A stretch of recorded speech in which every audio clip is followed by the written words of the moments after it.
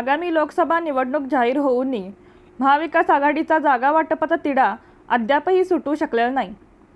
असे असले तरी महाविकास आघाडीत असणारे ठाकरे, शिवसेना, काँग्रेस आणि शरद पवार यांची राष्ट्रवादी यांनी आपापले उमेदवार जाहीर करू लागले आहेत।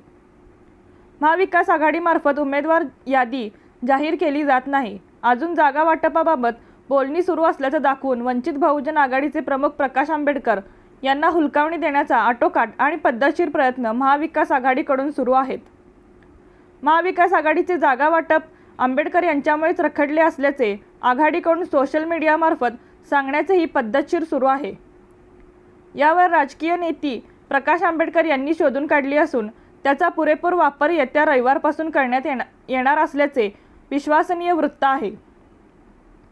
त्यासाठी पाटील नावाचाच नवा भिडू शोधला असून येत्या रविवारी महाराष्ट्रातील तमाम नागरिकांसमोर हातमिळवणी करणार असल्याचे खात्रीशीर वृत्त आहे। या संदर्भात प्राथमिक बोलणी झाली असून रविवारी नव्या राजकीय रणनीतीची घोषणा प्रकाश आंबेडकर करणार असल्याचे समजते।